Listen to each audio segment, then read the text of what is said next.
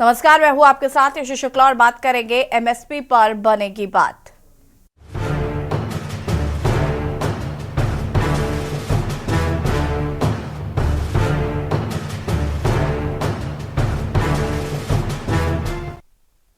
फसलों के लिए न्यूनतम समर्थन मूल्य सहित कई मांगों को लेकर प्रदर्शनकारी किसान नेताओं और सरकार के बीच आज चौथे दौरे की वार्ता होगी।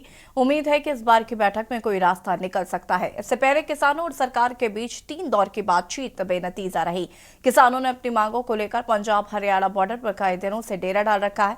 वहीं हरियाणा में आज भारतीय किसान यूनियन की अगुवाई में किसान मजदूर संगठनों और सरपंचों की महापंचायत होगी, जिसमें आगे की रणनीति पर चर्चा की जाएगी। किसान आंदोलन के चलते हरियाणा के 7 जिलों में इंटरनेट सेवाओं पर पाबंदी 2 दिन और बढ़ा दी गई है। देखिए रिपोर्ट। सरकार से चौथे दौर की बातचीत से पहले शंभू बॉर्डर पर किसानों का प्रदर्शन छठे दिन भी जारी है। बॉर्डर पर जमे किसानों को सुबह सुबह चाय और बिस्किट दिए जाते हैं। इसके बाद दिन भर की रणनीति तय की जाती है। सिंघू बॉर्डर पर रविवार रात को ट्रैफिक बंद रहा। एहतियातन यहां पर एंटी राइट टीम को भी तैनात कर दिया गया है। भारतीय किसान यूनियन ने चेतावनी दी है कि अगर उनकी मांगे नहीं मानी गई तो वे बैरिकेड को तोड़कर आगे बढ़ जाएंगे। आज मीटिंग जो ਵੱਡੇ ਸਾਡੇ ਜਥੇਬੰਦੀਆਂ ਨੇ ਉਹਨਾਂ ਨੇ ਮੇਨ ਮੀਟਿੰਗ ਹੈ। ਸਾਨੂੰ ਉਮੀਦ ਵੀ ਹੈ ਕੋਈ ਮੀਟਿੰਗ ਦਾ ਨਿਚੋੜ ਕੋਈ ਹੀਲਾ ਕੱਢਣਗੇ। ਬਾਕੀ ਜੇ नहीं ਕੱਢਣਗੇ ਤਾਂ ਅਸੀਂ ਡਟੇ ਰਹਾਂਗੇ, ਅਸੀਂ ਹਿਲਦੇ नहीं।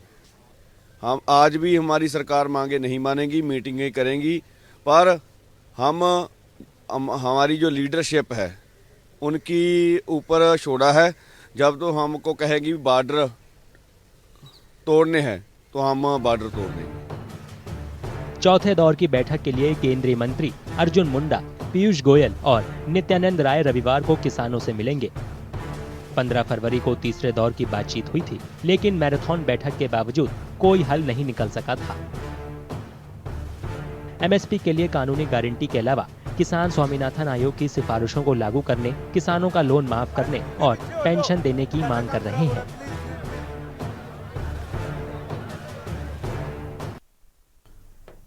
जी हाँ, तो एमएसपी पर क्या बनेगी बात, चौथे दौर की वार्ता की जाएगी और इसमें कोशिश की जा रही है कि जो बीच का रास्ता से निकालने की कोशिश की जाए और किसानों की मांगों को लेकर भी सरकार लगातार इस पर ध्यान दे रही है।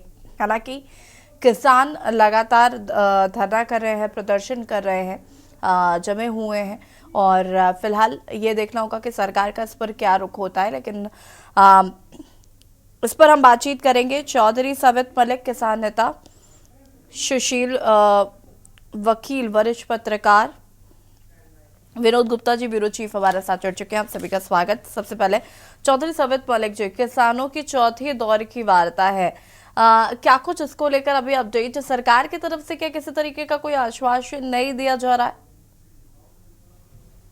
खुला जी, ऐसा है, सरकार की तरफ से जो भी बातचीत होती है वो ये कहते हैं कि भाई ठीक है, देखेंगे, समय चाहिए, बातचीत करेंगे। अभी ठोस रणनीति या कोई ठोस प्रस्ताव नहीं दिया जा रहा है। कोई बहलाने वाली, फुसलाने वाली और लोगों को कैसे भी करके घर भेजने वाली रणनीति पे काम हो रहा है। अभी पक्के मनोबल से और समस्या का समाधान करने की तरफ सरकार का मन, जो वार्ता हुई है उसमें भी नहीं लगा है। अभी तक जो भी बातें हुई है ऐसी हुई है कि कैसे भी करके इनको टाल दिया जाए और इनको घर भेज दिया जाए। बिल्कुल, वापस आते हैं। हमारे साथ विनोद गुप्ता जी जुड़े हुए, ब्यूरो चीफ है। विनोद जी, क्या कुछ जानकारी है? किसानों का ये आंदोलन, ये प्रदर्शन लगातार जारी है। चौथे दौर की एक तरफ जहां वार्ता चल रही है तो वही दूसरी ओर किसान रणनीति भी बना रहे हैं। बिल्कुल, देखिए जिस हिसाब से आज चौथे दौर की जो मीटिंग होने जा रही है चंडीगढ़ के अंदर, 3 केंद्रीय जो सीनियर मंत्री है केंद्र सरकार के वो है और साथ साथ पंजाब के मुख्यमंत्री जो बीच कैदी मदेशा का काम कर रहे हैं वो खुद बैठेंगे। हरपाल सिंह चीमा होंगे और जो किसान नेता है 13 से 14 जो किसान नेता वो शामिल होंगे। आप कहीं ना कहीं जो दूसरी तरफ देखा जाए तो कुछ जो किसान नेता कम कह लीजिए, कुछ लोग जो उग्र रूप जो खासकर इस आंदोलन का दे रहे हैं, कुछ गलत तरह के जो लोग उसमें घुस चुके हैं। जैसे कल हमने देखा कि उसके अंदर खालिस्तानी समर्थक आ गए थे, उनके अलग तरह की वो उनकी जो अफवाहें थी या जवानों की तरफ पत्थरबाजी कर रहे हैं वो लोग हैं, वो लोग जरूर इस किसान आंदोलन को भड़काने की कोशिश कर रहे हैं। किसान शांति के साथ अपनी मांगों बनवाने के लिए बैठा है और सरकार से बात यही कारण कि बातचीत भी चल रही है। कुछ लोग हैं जो इसको उग्र रूप दिखा दे रहे हैं, पत्थरबाजी कर रहे हैं, उनकी वजह से ही शायद हो सकता है किसान आंदोलन जो है भटक रहा है, या कह लीजिए कि लोगों की नजर में आ रहा है कि किसान उग्र हो चुके हैं। हाँ, अगर आज 6 बजे के बाद जो मीटिंग होनी है केंद्र मंत्रियों के बीच, हो सकता है कि आज का समाधान निकल जाए, और दोनों पक्ष भी चाहते हैं कि आज हर हालत में समाधान निकल जाए जिससे कि आंदोलन समाप्त हो जाए। जी ठीक है, सुशील जी हमारे साथ जुड़े हुए हैं। सुशील जी, कैसे देख रहे हैं इस बार के किसान आंदोलन को? इससे पहले जो किसान आंदोलन हुआ था उसमें कहीं ना कहीं सरकार ने उन तीनों कानूनों को वापस ले लिया था। एमएसपी की बात कही जा रही थी, लेकिन उस पर चूंकि कोई अभी ठोस कदम नहीं उठाया गया, इस वजह से किसान फिर से आंदोलनरत है। और कैसे देख रहे हैं इस बार का किसानों का जो आंदोलन है उसे? देखिए, पिछले 2 साल में जो पहले एग्रीकल्चर मंत्री थे नरेंद्र तोमर जी, उनके साथ 22 मीटिंग हो गई। जब 22 मीटिंग्स में कोई हल नहीं निकला, लोग ये सोचे आज चौथी मीटिंग है तो चौथी मीटिंग में सारा चीज हल हो जाएगा। ये बड़ा मुश्किल है, ये हल होने का है नहीं। क्योंकि ऐसा है, ये जो आपका ये किसानों की जो डिमांड है, जैसे पेंशन फॉर फार्मर, चलो ये चल सकता है। लोन वेवर्स में देखना है कि ये छोटे किसान हो, मध्यम किसान हो, कि बड़े किसान हो, कि ऐसे सरकार के लिए भी इतना इजी नहीं होगा। किसी के पास 20 लाख 30 लाख रुपया होगा तो सरकार आउटरे लेकर आप वेव कर लो। अब छोटे दर्जे जो किसान है, अगर उनका होगा भी 20,000 30,000 रुपया, सरकार माफ कर सकती है। तीसरा जो इनका डिमांड है WTO में, आप वहां से विड्रा कर लो। आप जैसे भारत सरकार ने वर्ल्ड ट्रेड ऑर्गेनाइजेशन के साथ एग्रीमेंट किया हुआ है, उस हिसाब से चलना है ना। अगर हम उनके साथ समझ तोड़ेंगे फिर हम इंपोर्ट ज्यादा नहीं कर सकते। जैसे गेहूं हुआ, कोई चीज हमें जरूरत पड़ती है, एक्सपोर्ट में हमें बाधा आ जाएगी। ऐसे इनका जो सब्सिडी जो फार्मर दे रहे हैं वो उसके पे मसला हो जाएगा कि WTO के एग्रीमेंट के हिसाब से सबको इक्वल सब्सिडी देनी है। अगर ये हर चीज में डिमांड ये कर लेंगे तो ये वो जायज नहीं होगा। अब MSP की बात कर लीजिए, MSP भी इतना इजी नहीं है सरकार के लिए। MSP पे आज ज्यादा से ज्यादा आज एक कमेटी बनेगी जो इसमें देख लेगी। आप देखो, सरकार के लिए भी दुविधाएं क्या है, ग्लोबल प्राइसेस को मद्देनजर रखना है। MSP उस हिसाब से तय होगा कि ग्लोबल रेट जो चल रहे हैं उस हिसाब से, ये नहीं कि हम उनको हम ग्लोबल रेट एक चल रहे हो गए हम इनको 10 टाइम ज्यादा देंगे। तो सरकार के पास दूसरा प्रेशर है, ज्यादा से ज्यादा प्रोक्योर करो। सरकार नहीं प्रोक्योर करेगा जितनी डिमांड हो। तीसरा, एक्सपोर्ट में अभी जो कम्पिटिटिवनेस है वर्ल्ड ट्रेड ऑर्गेनाइजेशन के एग्रीमेंट के हिसाब से सरकार को वो भी देखना है। फिर उसके बाद सेंट्रल एक्सपेंडिचर का सेंट्रल एक्सपेंडिचर जो है, ये हमारी भारत सरकार को खाली यही नहीं है एक चीज के एग्रीकल्चर सेक्टर है, बाकी सेक्टर को भी डिमांड यहाँ ध्यान में रखना है ताकि सबको इक्वली हो जाए वो चीज। इसलिए जो पिछली बार थी वो एक मूवमेंट ऐसी थी जिसमें सारे देश के किसान थे। इस बार क्या जो किसान मेन जो है वो पंजाब से आए हुए हैं। कोई कहे इसमें भी संदेह है कि जो बैकअप कर रही है, विदेशी फोर्स बैकअप कर रहे हैं। और लेकिन जो ये किसान हमें किसानों के साथ पूरी सहानुभूति है। हम चाहते हैं कि किसान जो है अन्नदाता है हमारे सारे देश के, वो धनदाता न बने। जिस हिसाब से आज भी बॉर्डर पे आप देखेंगे ऐसे धमकियां दे रहे हैं, अगर हमारे नेताओं ने हमें इशारा दिया हम बैरिकेड तोड़ के जाएंगे, आगे जाएंगे, वो जो इनका उग्रवाद है वो थोड़ा कम होना चाहिए। बाकी हमें भी इनके साथ सहानुभूति है कि सरकार, हम चाहते हैं सरकार के साथ कोई फैसला करे, लेकिन वो भी उस हिसाब से जो रीजनेबल हो। बाकी इनको भी कहीं जगह झुकना पड़ेगा और भारत सरकार को भी कहीं जगह झुकना पड़ेगा ताकि इसका कोई हल निकले। बाकी लोग बड़ी परेशानी से जूझ रहे हैं, जानते वही लोग हैं जिनके अपने जो रिश्तेदार या अपने या उनके सगी संबंधी है जो एम्बुलेंस में दाम तोड़ते हैं, उनका भी ख्याल करना है। आप देखो सब्जियां कितनी बढ़ गई है, रेट्स कितने बढ़ गए, सब्जी आ नहीं पा रही है। जो लोग आउटसाइड स्टेट्स में इंटर स्टेट्स में फंसे हुए हैं, पंजाब से लोगों का आना 100 बार रिश्तेदारों को फोन कर रहे हैं, बॉर्डर खुल गया नहीं खुल गया। ये समस्याओं का थोड़ा बहुत इनको भी, किसानों को भी ख्याल रखना चाहिए और हम चाहते हैं गवर्नमेंट ऑफ इंडिया को भी थोड़ा सा इनका ख्याल रखना चाहिए। ठीक है, खेमचंद्र जी हमारे साथ जुड़ चुके बीजेपी नेता है। खेमचंद्र जी, आपका भी बहुत बहुत स्वागत है। क्या लगता है जो चौथे दौर की वार्ता होने वाली है इसमें सोल्यूशन निकलेगा, कुछ हल मिलेगा किसानों को? क्या जो उनकी मांगे हैं उस पर कोई गारंटी मिलेगी? नमस्कार। देखिए, भारतीय जनता पार्टी की सरकार लगातार हमारे जो अन्नदाता हैं उनके लिए काम कर रही है और काम किए हैं, और 10 साल में वो काम किए जो 60 साल में नहीं हुए। लगातार हर साल मदद देने का काम, कंटिन्यूटी में काम, 2,60,000 करोड़ से ज्यादा पीएम किसान के माध्यम से हम लोग किसानों को डायरेक्टली दे चुके हैं।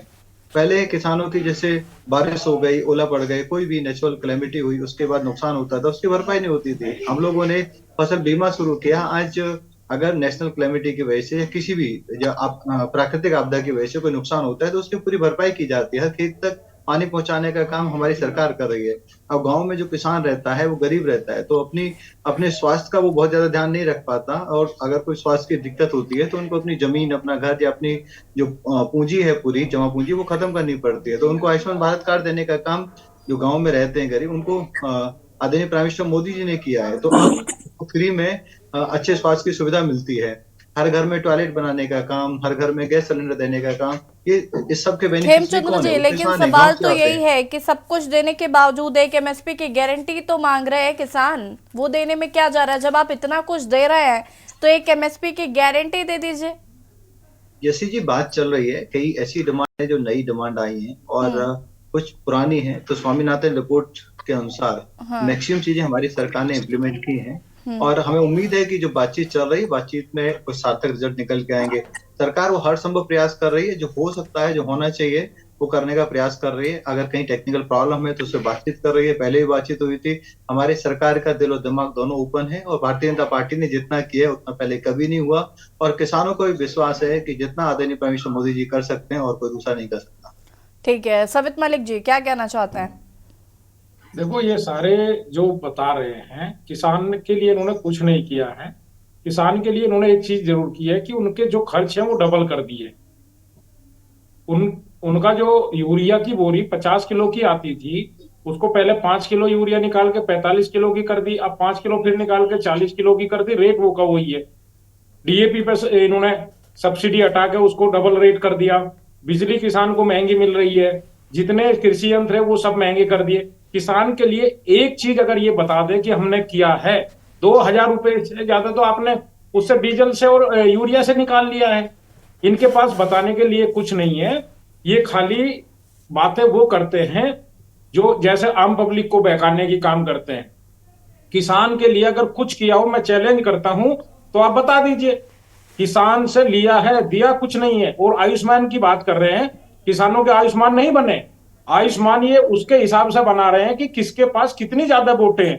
अगर परिवार में 6 मेंबर हैं तो आयुष्मान बन रहा है, नहीं तो नहीं बन रहा। आप किसान के लिए लागू करिए कि जो भी किसान होगा आयुष्मान बनाएंगे। नहीं बना रहे। गैस सिलेंडर दिया आपने, अरे 450 रुपए का था, कितने का 900 कुछ रुपए का मिल रहा है। बीच में 1100-1200 का मिल रहा था। हेमचंद जी, ऐसी बातें ना करिए बहलाने फुसलाने वाली। और मोदी जी ने खुद कहा था, कई बार चुनाव में कहा, आप जो जमीन बोएंगे, अब वो वीडियो लगातार चल रही है, सबने देखी होगी, जो जमीन का रेट होगा, जो पानी का होगा, जो मजदूरी होगी, उस सब पर जोड़कर हम देंगे। और जब 10 और 11 में एमएसपी कमेटी के अध्यक्ष थे, उस वक्त इन्होंने अपनी रिपोर्ट भेजी थी कि किसान को एमएसपी मिलनी चाहिए। जिस दिन कानून वापस लिए थे उस दिन उन्होंने कहा, हमसे गलती होगी, भूल हो गई, हम किसानों को समझा नहीं पाए, हम माफी मांगते हैं। और एमएसपी थी, एमएसपी रहेगी, एमएसपी को आगे हम कमेटी बना के इसको लीगलाइज करेंगे। तो अपनी किसान कोई ऐसी मांग नहीं मान रहा है जो अलग हो। जो इन्होंने वादे किए हैं, जो इन्होंने कहा था कि हम करेंगे, वही सारी चीजें किसान मांग रहा है। लेकिन इनको जब ये विपक्ष में थे, किसान बहुत अच्छा लगता था, तब वादे करते थे। आज ये सत्ता में चले गए तो उद्योगपति इनके मित्र हो गए। उनका 14 लाख करोड़ माफ कर दिया, किसान का नहीं कर सकते। 1,72,000 करोड़ रुपए पिछली सरकार ने माफ किया था किसान का, क्यों आप नहीं कर सकते क्या अब? अरे देश को तो कर्ज में ले जा रहे हो। 55 लाख करोड़ का लोन था, 173 करोड़ का लोन हो गया आपके ऊपर। किसान के लिए 1,02 करोड़ नहीं है। उद्योगपति चलिए मित्रों को आप खेमचंद्र सब जी, कुछ दे देंगे। खेमचंद्र मैं जी, जवाब दूं क्या? हाँ जी, हाँ जी। देखिए, चौधरी साहब कंफ्यूज हो रहे हैं। मेरे को ऐसा लग रहा है कि वो कांग्रेसी नेता है, किसान रिप्रेजेंटेटिव काम है। मैं भी किसान का बेटा भैया, हूं, अगर आपकी पोल खोलेंगे तो आपको ऐसा लगता है, अरे जो आपकी बातें बताएंगे तो वो आपने जो आपको बोला अच्छा ही लगेगा। मैंने सुना, ध्यान से सुना। संवाद यही होता है। आपकी बात को मैंने सुना, आपको सम्मान दिया। अब मेरी बात को भी सुनिए। लेकिन आप अपनी बातों में बहुत ज्यादा विरोधाभास शो कर रहे हैं। कभी आप किसान की बात करते हैं, अधिकतर आप एक अपोजिशन की तरह बात करते हैं। अब आप ये बताइए, किसान के लिए कुछ नहीं किया तो ये पीएम जो किसान जो के आपने माध्यम कहा से वही तो जवाब दिया मैंने। आपने कहा गैस दी, अब लिख आपने कहा लीजिए, खर्चा मैंने नहीं। आपको पूरा सुना, लिख लीजिए, पॉइंट लिख लीजिए, फिर जवाब देना। आपने कहा कुछ नहीं किया। पीएम किसान के माध्यम से 2,60,000 करोड़ रुपए किसने ट्रांसफर किए हैं? आप तो यूरिया 70,000 करोड़ किसने की बात चोरी करते किया है? हैं। अब सोनी यूरिया किया, किसने मैं चोरी कह रहा हूँ किया है? आपको, आप बता नहीं पा रहे हैं। 70,000 अरे करोड़ की बात यूरिया कर रहे हैं, किसने दो चोरी लाख किया साठ है? हजार करोड़ रुपए ऑलरेडी ट्रांसफर कर चुके हैं और ये हर साल जाएगा, मेरे रुकेगा भाई नहीं। यूरिया तो ये किसने हम चोरी लोगों ने किया है? यूरिया किसने चोरी किया? वो यूरिया का पैसा निकाल के उधर आप दे एक दिया। ही यूरिया क्यों आपने गया? हमारी क्योंकि जेब से 100 रुपए निकाल लिए, 20 रुपए हमको दे दिए। ऐसे डिबेट नहीं होती, इसीलिए तो हम अरे कहते हैं कि आप आपकी बात किसान का नहीं हो। जवाब ना दे क्या? आप किसान नहीं हो। आप नहीं, हम यहाँ पे किसान नहीं क्वालिफाइड है, इंटेलिजेंस के हम साथ बैठे हुए महापुरुष हो। हैं, हम आप किसान किसान नहीं है। होते तो झूठ नहीं बोलते, किसान होते तो चीजों को समझते। किसान को पीएम भैया किसान की किसान किस्त है जा जब रही भी है, आपको छोटे बता किसान को रहे पीएम हैं। किसान की किस्त जा रही है। और किसान ये भी जानता है पूरे विश्व में यूरिया आपने डीएपी के जब रेट बढ़े पहली हुए बार हैं, दी 7 लेकिन करोड़ भारत लोगों में को 10 दी। साल सवित में मलिक जी, यूरिया एक आप डीएपी सेकंड के रेट रुकिए, 2,80,000 नहीं रुकिए रुकिए, बढ़े। उनको लोगों को कंप्लीट किसान कर सम्मान भी नहीं लेने देते। जानता दीजिए है, पहले प्लीज। यूरिया फर्जी झिंझोना फैक्ट्री में पूछ चला रहे हैं, जाता था, केमिकल झिंझोना फैक्ट्री में बजा चला के जाता देव था, सुन ही उसका रहे हो। केमिकल बन जाता था, किसान को यूरिया नहीं मिलता था। आज प्रचुर मात्रा में किसान को यूरिया मिल रहा है, ये किसान यूरिया मिल जानता ही है। नहीं रहा। मेरे गांव में जब जानता समय है, पर मेरे घर यूरिया की वाले जरूरत जानते हैं, होती है, यूरिया ही सभी नहीं किसान मिलता। जानते हैं। सवित मलिक आप जी, फिर एक सेकंड किसान हो, रुकिए। इसीलिए आपको नहीं पता। आप एसी में बैठने वाले किसान हो, इसीलिए आपको नहीं पता। भैया डीएपी, खेमचंद नैनो जी, जब डीएपी लेने यूरिया का की काम हम जरूरत लोगों ने होती किया है, है। जब चलिए खेती ठीक में है, बुआई का वापस समय होता आते है, हैं, यूरिया चर्चा नहीं। को आगे बढ़ाएंगे और इस पर आगे बातचीत करेंगे और बता दें आपको कि एमएसपी पर आज जो चौथे दौर की वार्ता है, इसको देखना होगा कि क्या एमएसपी पर बनेगी बात। इसी पर मेहमान हमारे साथ लगातार बने हुए हैं। सवित मलिक जी, लेकिन एक सवाल आपके लिए भी है कि खालिस्तानियों के समर्थकों के नारे कैसे लग सकते हैं? ये किसान आंदोलन किस दिशा में जा रहा है? देखो शुक्ला जी, पहले भी इन लोगों ने तमाम तरह के आरोप लगाए थे और वो लोग इनके प्रायोजित होते हैं। जब दिल्ली आंदोलन चल रहा था तब भी तमाम लोगों को पकड़कर हमने पुलिस के हवाले किया था, जो आंदोलन को खराब करने के लिए आते हैं। और अब भी कई लोगों को पकड़ कर दिया है। कई लोग पकड़े गए जो इंटेलिजेंस के या सीबीआई के लोग हैं, उनकी वीडियो वायरल कर दी हमने, उनको बता रहे हैं। और सरकार चाहती है आंदोलन कैसे कमजोर हो, कैसे इनको बदनाम किया जाए, ये अपने लोग भेजते हैं। किसान कभी नहीं चाहता कि वो उग्र हो, उनका आंदोलन खराब हो। वो अपनी लड़ाई एमएसपी की लड़ाई लड़ रहा है। और हम तो कहते हैं जो इन्होंने वादे किए थे उसको पूरा करते, हम घर चले जाएंगे। कभी ये कहते हैं विपक्ष फायदा उठा रहा, कभी ये कहते हैं बाहरी ताकत आ रही। अरे हमारे देश की सरकार क्या इतनी कमजोर है कि बाहरी ताकत हमारे देश में घुस जाएगी? हमारे सेना, हमारी इंटेलिजेंस, हमारी आईटी बहुत मजबूत है। तब अब मोदी 13 साहब, महीने बहुत सारे आरोप लगाए। मोदी साहब परसों एक किसान बॉर्डर पे कह रहा था अगर हमें दिल्ली जाने नहीं देंगे या तो हमें खालिस्तान दो, नहीं तो हम पाकिस्तान से मिल जाएंगे। क्या आप लग रहा है ये कोई किसान है, किसान की भाषा है? सुशील आप जी, तो कर रहे हैं ना। सुशील जी लेकिन ये मैं- बताइए, आपने पंजाब को बिल्कुल अलग काट दिया। एक निहत्थे आदमी, निहत्थे किसान खड़े हैं, आप उन पर गोली चला रहे हो, पानी चला रहे हो, बारिश चला रहे हो। किसान दुखी मन से क्या क्या नहीं कहेगा। अरे घर में भी लड़ाई होती है, घर वाली कहती है या तो मेरी बात मानो, नहीं तो मैं मायके चली जाऊंगी। क्या साहब ये बता दीजिए, ये किसान मार्च पास करने आए हैं कि वो जो सारा सामान लेके आए, 6 महीने का सामान लेके आए हैं, बुलेट प्रूफ ट्रैक्टर लेके आए हैं, आंसू का वो अच्छा, सामान लेके बुलेट प्रूफ ट्रैक्टर कहां से आ गया? सुशील जी, अगर एक भी बुलेट प्रूफ ट्रैक्टर होगा जो आप कहोगे हम हार जाएंगे, बुलेट प्रूफ ट्रैक्टर कैसे आ गया, कहां से आ गया? और ये जो आंसू को चला रहे हैं किसान, अरे किसान अगर पराली का धुआं जलाते हैं सारी फोर्स भाग जाएगी, खाली पराली के धुएं से। वो तो किसान खेतों में काम करता था, उसको तो आदत है इस धुएं की। शील्ड्स लगा के रखे, ये किस लिए आए हैं? आप चौधरी साहब देख रहे हैं, मैं कोई ऐसा सरकारी है, किसानों को बदनाम करने के लिए सरकार तमाम तरह के हथकंडे अपना रही है। किसी अपने आदमी को बैठा कर तमाम वीडियो वायरल कर देती है। जब पंजाब से किसान आया उसने कोई तोड़ फोड़ नहीं की। नहीं, पिछले आंदोलन में सरकार कह रही थी कि खालिस्तानी है यहाँ पर, और इस बार आप सरकार पर आरोप लगा रहे हैं कि सरकार ने खालिस्तानियों को लाकर बैठा दिया। जो आप किसान के लिए कीले गाड़ोगे, आप किसान के लिए वो विनोद जी, नुकीले तार क्या लगाओगे, गिरफ्तारी जानवरों हुई को है इस वो बार बदलते हैं। ऐसे लोगों की जो इस तरीके से खालिस्तानी और जिस तरीके के नारे लग रहे थे? विनोद जी जी विनोद जी, क्या इस बार कुछ गिरफ्तारियां हुई हैं जो लोग आंदोलन को भड़काने की कोशिश कर रहे थे या खालिस्तानियों के नारे लगा रहे थे? देखिए, ऐसे अगर बात करें जिस तरह से शंभू बॉर्डर के ऊपर जो किसान के रूप में जो कुछ लोग आए हैं, जो खासकर अमृतपाल के कह लीजिए कपड़े पहनकर उसमें उसकी फोटो है और नारेबाजी भी करते हैं, झंडे भी होते हैं, कहीं ना कहीं गिरफ्तारियां तो नहीं हुई है, जरूर इतना जरूर कैमरे में जरूर कैद हुए हैं और सरकार की जानकारी में भी वो आए हैं। कुछ जो भी एक वरिष्ठ पत्रकार महोदय जी हम बात कर रहे थे कि भाई जो बयानबाजी चल रही है खासकर किसान की, डल्लेवाल जो है किसान नेता है और 13-14 जो कमेटी जो जा रही है उसके अंदर भी वो पहुंच रहे हैं मीटिंग करने के लिए नेताओं के साथ, केंद्रीय मंत्रियों के साथ। उन्होंने भी एक बयानबाजी की थी कि जिस तरह से मोदी का ग्राफ और श्री राम मंदिर के होके बड़ा है तो किस तरह गिराया जा सके। तो कहीं ना कहीं नेताओं की बयानबाजी और कुछ जो खालिस्तानी सबत मलिक जी क्या कहना बयानबाजी चाहेंगे से कि तो आप कहीं ना कहीं सरकार की छवि आपकी- गिराने की मंशा से ही फिर ये काम कर रहे हैं, यानी कि आपकी नीयत साफ नहीं है, मन साफ नहीं है। किसान हमारे देश का ऐसा तो नहीं हो सकता।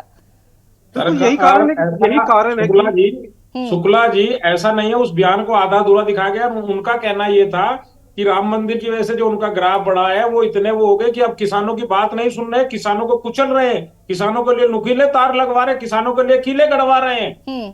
जब उनका ग्राफ नीचे आएगा तो किसान की बात सुनेंगे, किसान की बात सुननी पड़ेगी। चौधरी साहब, आप हद से ज्यादा अरे तानाशाह हो कि लोकतंत्र में आप वोट के अधिकार से जीते हो। आप ये बताइए, क्या लोकतंत्र में ये जायज है कि आप किसी के लिए कीले गड़वा दोगे? क्या वो नुकीले तार लगवा दोगे? जानवरों के लिए प्रतिबंधित है, किसान हाईवे पर नहीं चलेगा। अच्छा, हम अगर दिल्ली जाए तो दिक्कत, और ये वोट मांगने गांव में आए, अगर हम इनको गोबर मारे उठा उठा कर, तो ये क्या कहेंगे? अरे लोकतंत्र थोड़ा ही है। किसान तो फिर भी इनका सम्मान करता है। जब गांव को बुलाए जाते हैं, वोट मांगने आते हैं तो रोते हैं, कहते हैं हमारा साथ जवाब दीजिए और प्लीज। तुमको दिल्ली ना जाने तो हमारा हाईवे रोक दो। 2 साल पहले हमने देखा बॉर्डर पे क्या हालत होगी। 1 साल तक बॉर्डर बंद रहे, लोगों को कितनी परेशानियां होगी। हाँ, खेमचंद्र जी, इस बार मार्च करने नहीं आ रहे। बॉर्डर किसने बंद किया है? बॉर्डर आपने बंद किया है ना। ठीक है, सुशील जी प्लीज एक मिनट, सुशील जी प्लीज एक मिनट। खेमचंद्र जी जवाब दीजिए प्लीज। किसान ने बॉर्डर बंद नहीं किया, ना पहली बार किया था। सबत मलिक जी सुन लीजिए जरा, खेमचंद्र जी को भी सुन लीजिए प्लीज प्लीज। बीजेपी के समर्थित किसान लड़ा मैदान में बैठो, कौन रोकेगा? रामलीला मैदान में की जाती है। और अगर सबत किसान मलिक अपनी जी, फसल का सबत वाजिब मलिक दाम जी, मांगने आता है सबत तो उसके मलिक लिए जी, सबत आप मलिक बॉर्डर जी, पर सील लगा दोगे? सबत मलिक जी सुन लीजिए जरा, खेमचंद्र जी को भी सुन लीजिए। खेमचंद जी देखिए, किसानों की जो जेन्युइन समस्या है उनका हल जरूर निकले चल रही है और हमें पूरी उम्मीद बाकी सार्थक तरीके से कंक्लूड होगी। लेकिन बहुत सारी चीजें हो रही हैं जो आप देखते हैं कि प्रधानमंत्री नहीं रहेंगे, 2 साल में मर जाएंगे, बहुत सारी बातें हो रही हैं, चल रही हैं। वो लोग ये सब लोग दुनिया देख रही है, मैं उससे कुछ कमेंट नहीं करना चाहता। मैं खुद किसान आता हूँ, गाँव से आता हूँ, मैं किसान के दुख दर्द को समझता हूँ। किसानों के लिए जितना देने प्राइम मिनिस्टर मोदी जी ने 10 साल किया उतना 7 साल में नहीं हुआ, ये किसान मानता है। किसान तो भी कह रहे हैं 5 चीजें बता दो क्या क्या है, 5 चीजें बता दो क्या क्या है। 50-60 करोड़ किसान भारत में रहते हैं और ये तो 0.01% नहीं है जो बोलते हैं। ये नहीं कि उनको एक तरह से नकार देना चाहिए। खेमचंद्र जी आपकी आवाज नहीं आ पा रही है हम तक, शायद आपका कुछ नेट इशू है। सुशील जी, लेकिन लगता है कि इस बार का जो किसान आंदोलन है ये पिछली बार के किसान आंदोलन से काफी अलग है और यहाँ पर बहुत सारी चीजें, अराजकता भी कहीं ना कहीं साफ तौर पर देखने को मिल रही है। फिर दोबारा एक बार रिपीट कर दीजिए, ये शोर आ रहा सुशील है जी, इसमें। आपको लगता है कि पिछली बार की तरह जो किसान आंदोलन था उससे ये किसान आंदोलन काफी अलग है, काफी डिफर है, और इस बार किसान आंदोलन में वो एकता, जो जज्बा और जो जुनून हमने उस वक्त देखा था उसकी यहाँ पर कमी है, और इसमें जिस तरीके की बयानबाजियां हो रही हैं वो किसानों की छवि को खराब कर रही है। बिल्कुल कर रही है। आप शुक्ला जी देख लीजिए, इस टाइम जो भी किसान आए खाली पंजाब से आए, हरियाणा को कोई साथ नहीं दे रहा है, बाद किसान यूनियन साथ नहीं दे रहा, कोई किसान यूनियन साथ नहीं दे रही है। सिर्फ वो अभी देख रहे हैं कि हालत क्या रही है। वो कह रहे हैं अगर इन पर कुछ अत्याचार हो गया हम इनको सपोर्ट करके इनके सपोर्ट में आगे आ जाएंगे। पिछली बार जो थी एक मूवमेंट थी, सारे देश के सारे किसान मिले हुए थे, उन्होंने सारे जॉइंट फाइट दी। लेकिन इस बात तो लग रहा है कि इसमें पॉलिटिकल पीछे भी मोटिव भी है। खाली पंजाब से ही क्यों से ये किसान आ गया? अब चौधरी जी कह रहे हैं कि देखो जी किसानों की बड़ी दुर्दशा, कुछ दिया। इसमें तो किसानों में से बहुत सारे लोग ऐसे 1-1 करोड़ की मर्सिडीज में आ रहे हैं, और खाली मर्सिडीज में नहीं आ रहे, मर्सिडीज के ऊपर 8-10 के वर्कर बैठे हैं। कौन किसान ऐसा होगा गरीब या कोई चीज जो आपने 1 करोड़ की मर्सिडीज पे 8-10 आदमी को बिठाएगा छत पे? इस बार वो चीज नहीं है, ये इसमें पॉलिटिकल मोटिव भी है और पीछे बहुत सारी संस्थाएं हैं। मेन चीज है इलेक्शन से पहले 2 महीने पहले क्यों हुआ ये? और दूसरी चीज है पॉलिटिकल सिचुएशन दिल्ली में चल रही है, कुछ ईडी का कि कुछ लोगों पे रेड पड़ रहा है, कुछ और आ रहा है, उनकी सरकार वहां पर चल रही है, इसमें कह रहे हैं उनका भी हाथ है, वो भी किसानों को भड़का रहे हैं। इसलिए इस बार जो है वो पॉलिटिकल या किसान मूवमेंट नहीं है जो पिछली बार थी। सवित जी, अब मैं आपके पास आऊंगी, लेकिन उससे पहले साकेत शर्मा जी आर्थिक विश्लेषक हमारे साथ जुड़ चुके हैं। साकेत जी, आपको बहुत बहुत स्वागत है।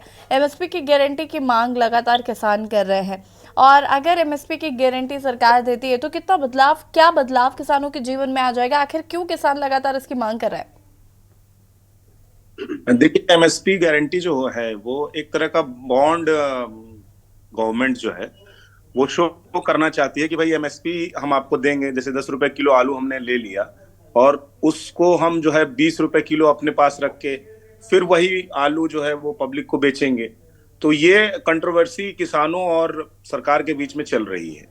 इससे जो है मेन थीम का आदमी अनभिज्ञ है कि भाई कैसे उस चीज को जोड़ा जाए, कैसे इन चीजों को जोड़ा जाए। जैसे हम जिस भी सब्जी मंडी या दाल मंडी या जो भी अनाज का रेट तय करती है सरकार, वो अपने पूरे होल ईयर्स का जो है वो पूरा बजट में वो निकाल के तय करती है कि भाई हम इतना पैसा जो है वो कृषि और एग्रीकल्चर पर इतना पैसा खर्च करेंगे और इतना ही अनाज हम इनसे लेके इतना ही सेल आउट करेंगे, जिसकी सब्सिडरी वो राशन जो दुकानें हमारे यहाँ खुलती हैं, राशन कार्ड जो राशन दिया जाता है फ्री ऑफ कॉस्ट लोगों को, उस सब्सिडरी में जोड़ के देखती है। बेसिकली क्या है कि जैसे किसी भी जीडीपी को हम तय करते हैं पूरे ऑल ओवर ईयर्स में, तो repo rate and without repo rate की उस पे तय करते हैं। उसमें हमारा जो पूरी जीडीपी को अगर आप बजट को देखें, जैसे इस बार के बजट को देखें, तो उसमें बेसिकली कह सकते हैं कि 0.1% जो है वो पैसा एमएसपी और इनके बीच में लगेगा। अब ये कहने की बात नहीं है, ना ही हंसने की बात है कि भाई इतना कम पैसा किसानों और सरकार के बीच में लग रहा है। टोटल बजट के अलावा अगर हम देखें तो हम मेन मुद्दे पे आते हैं कि भाई क्यों ये लड़ाइयां लड़ रहे हैं सरकार से और इनके बीच में मिस अंडरस्टैंडिंग हो रही है। उसका मेन कारण है फसल का सही रेट पे ना मिल पाना और फसल का जो बिचौलिए बीच में बैठे हुए हैं उन बिचौलियों का फसल को के पैसे को सही टाइम पे दे ना पाना। मैं इस पर एक बात करूंगा। अभी 2 महीने पहले एक आर्टिकल आया था बिहार से। बिहार में 2 तरह की फसलें होती हैं, एक होता है रबी और एक होता है खरीफ। वहां जब किसान धान की खेती के लिए धान की फसल बेचने के लिए जाता है तो उस समय उस धान का रेट होता है 1200 रुपए प्रति क्विंटल। लेकिन वहां की सरकार जो अलाउ करती है कि हम जो इसको लेंगे 2000 रुपए प्रति क्विंटल, वो जो धान है उस धान को वो वहां पर नहीं बेच पाता, क्योंकि उसके पास पूरा टाइम बाउंड रहता है कि 3 महीने के अंदर आपको ये धान इतने पैसे में बेच देना। वो कहीं ना कहीं दोनों के बीच में जो है ना, साकेत जी, माफी चाहूंगी, वक्त की कमी है चूंकि आप देरी से भी जुड़े हैं, और फिलहाल बहुत शुक्रिया आपका जानकारी साझा करने के लिए। आप सभी का बहुत बहुत शुक्रिया चर्चा में शामिल होने के लिए। और हम बात कर रहे थे यहाँ पर एमएसपी पर, जिस तरीके से लगातार किसान आंदोलन कर रहे हैं और चौथे दौर की वार्ता है, ऐसे में सरकार का क्या रुख होता है वो देखना होगा। फिलहाल बुलेटिन में इतना ही। देखते रहिए के न्यूज़ इंडिया। नमस्कार।